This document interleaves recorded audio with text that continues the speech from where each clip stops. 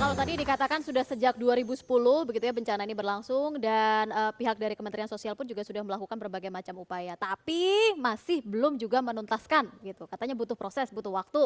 Saya jadi nggak sabar gitu kan karena dari 2000 sekian baru terbentuk 300 sekian gitu. Tapi sebetulnya saya yakin pemirsa di rumah atau Iwel juga walaupun belum browsing ya itu. Saya yakin pemirsa di rumah juga nanya-nanya nih. Kok cuma Kemensos saja yang ditanyai agak tajam oleh saya yang kebetulan satu kubu di sini. BNPB-nya atau BNPD ya? Ya. Itu BPBD. BPBD itu ada di mana? Ada BPBD ada di Tanah Karo saat ini. Kita nanti nanti mencoba. akan dihubungi? Nanti kita akan mencoba untuk menghubungi. Kita mau dengar bagaimana untuk penanganan pengungsi di sana begitu ya. Kita akan mencoba nanti.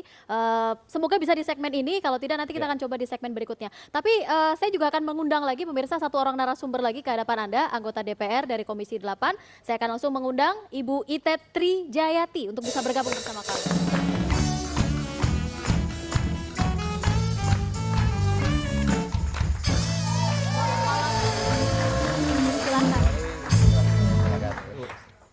Nah, coba dipandu dulu Mas Iwel.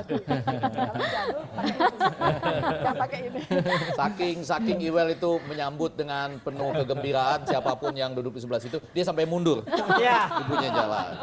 Biasa.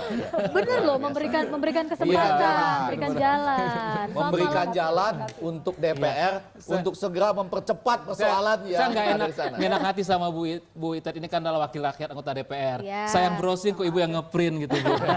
Udah langsung di-print sama Ibu hasilnya. Iya. Oke, Ibu, kira-kira kalau dari anggota DPR sendiri, bagaimana sih Ibu, kenapa bisa sampai lama begitu terkait dengan penanganan para pengungsi atau mungkin musibah dari Gunung Sinabung ini? Boleh ya sebelum saya menjawab Boleh, Bu. pertanyaan. Pertama tentu saya mengucapkan selamat ulang tahun Oh, iya. pada Pak Jokowi. Saya kenal tapi sekarang jauh. Dulu dekat sekarang jauh. Tetap jauh. Dan kedua tentunya kita tadi kan juga jangan cuma save Karo. Ini kan bulan puasa. Ya. Selamat menjalankan Ibadah ibadah puasa. puasa. Mari berpuasa untuk Karo. Berdoa supaya semua persoalan cepat selesai. Oh, amin.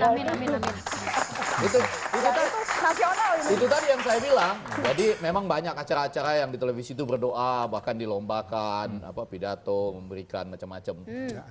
Iya kan? Tapi SMS lah ke nomor ini segala macam. Saya sekarang mengajak mereka untuk isi yang disampaikannya juga tentang Karo, bahkan juga SMS Pak Presiden, Kalau Menteri, gitu, kalau BNPB. ngomong-ngomong SMS, berarti saya mengundang pemirsa juga nih untuk SMS di sini. Iya. Kalau Anda peduli dengan Gunung Sinabung di www.inewstvmobile.com. Nah Iya, ya, betul. nggak perlu ketik A, ketik B gitu ya, cuman Iya. ketik message-nya aja. Apa pesannya aja. perasaanmu Apa tentang perasaanmu? saudara-saudara kita yang diwakili juga nih dengan Save Tanah Karo. Ya, Iya kan? oke, baik. Ibu bisa jawab pertanyaan saya bagaimana? Tadi ditanyakan kenapa permasalahannya kok lamban dan Iya. sebagainya. Ini bukan masalah yang piecemeal atau sepotong-sepotong, bukan masalah sekarang. Ini masalah mindset, keseriusan. Mari semua kita punya mindset bahwa Indonesia ini dalam posisi ring of fire. Sehingga itu harus serius karena masalah Sinabung ya terakhir, tapi masalah dari tahun ke tahun Gunung Tambo dan sebagainya itu sudah meletus terus, tapi kinerjanya tetap seperti itu. Jadi kalau mindset kita semuanya ada ring of fire bahwa semua serius ke arah penanggulangan. Nah, sebetulnya dari semua itu kalau tadi terlambat katanya, apa sih indikator terlambatnya itu perlu ada pemetaan. Ya, karena Gunung Sinabung ini terus-menerus meletus. Apakah keterlambatannya ini sekarang? Apakah 130 itu dari yang sebelumnya? Kan begitu itu harus Sudah kami akui tadi.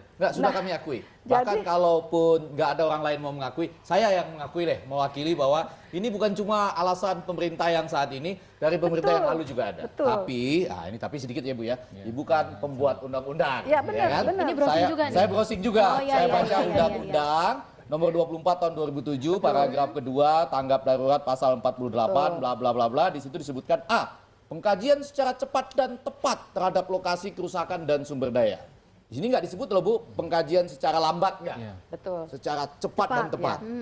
Nah ini agak kalau pengkajiannya itu cepat, Betul. biasanya Penanganannya juga cepat. ITB ya, ITB ini ya. ITB kan gitu, kajiannya cepat. Tapi menurut saya Betul, Bu. salah Betul, juga. tenang, Bu. Saya bantu juga Ibu browsing, Bu. Begini. Ibu, saya bantu browsing juga, Bu. Ya, sinyalnya nggak ada, Bu.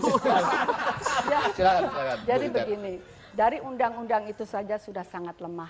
Kalau lemah. dalam sangat lemah, 48. Jadi Iya. sekarang kami sebetulnya sedang punya ancang-ancang, sedang membahas bagaimana undang-undang ini diperbaiki dan direvisi. Kalau dalam kondisi yang sedang emergency, masa dikaji dulu? Oh. Harusnya langsung action dong. Iya. Nggak bisa ini undang-undang ini udah itu menentukan status apakah itu rawan Awas, bencana siaga. ringan atau Oh. bagaimana? Ya terlambat lah. Ya, tapi ini Jadi- maksudnya undang-undang ini Ya, betul, pastilah harus cepat. quick assessment. Jadi begitu ada masalah, ada Langsung letusan bergerak cepat. baru, ada Betul. yang ini, Nggak perlu dikaji dulu. Harus datang ke lapangan, di situ langsung dia berkomunikasi. kajian sebelumnya ditambah dengan quick assessment pada saat itu. Itu yang sedang Ya, begitu, dilakukan. Pak. Jadi harusnya seperti Sedikit, itu. Ibu. Jadi Ya. seperti contoh Aceh aja, Pak. Begitu semuanya ini harus ada satu lembaga yang dibangun di situ, dipimpin oleh Pak Kuntoro, langsung semuanya bisa terkoordinir, Pak. Kalau ini BRR dulu. Kalau ini kan terpecah-pecah, Pak. Oke, Jadi artinya itu tidak ada yang mengkoordinir kalau untuk belum yang ada saat sampai ini ya? saat ini. Memang Jadi terbatas semua kewenangannya Jadi masing-masing. ada dibetulkan loh oleh Ibu Betul, Iter. betul. Itu memang harus diperbaiki. Begini, jadi ada undang-undang otonomi daerah. Sebetulnya birokrasinya terlalu panjang. Ketika kejadian di lapangan, Pemda itu nomor 1 Ya. yang harus memberi emergency response. Aha. Kalau dia tidak bisa menanggulangi, dia ke provinsi dengan cepat. Tadi kan cepat tepat. Kalau provinsi nggak bisa, baru ke pusat. Nah, pusat itu sebetulnya siap karena ada namanya dana on call. Dana on call itu 4 triliun.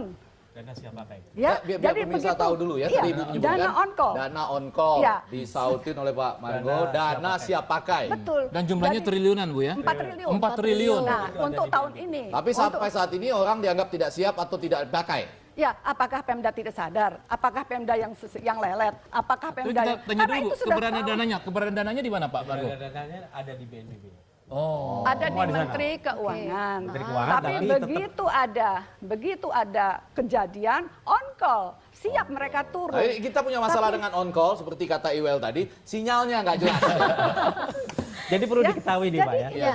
Dari berbagai kajian yang sudah dari Undang-Undang Nomor 7 itu, ternyata pemerintah daerah dan provinsi ini mengalokasikan anggaran hanya untuk bencananya aja APBD hanya 0,01. Nah, 0,01. jadi political will-nya dari Pemda Jadi itu. dari pemerintah kabupaten maupun provinsi itu tidak. Itu artinya sudah ada kesalahan di bawah. Ya, jadi tidak ada care bahwasanya harus Political will. Kami Oke. dengan Balik cepat pada sudah masalah coba itu. menghitung. Tidak. Kebutuhan ini Ya. menangani dalam 2 tahun 3,7 triliun.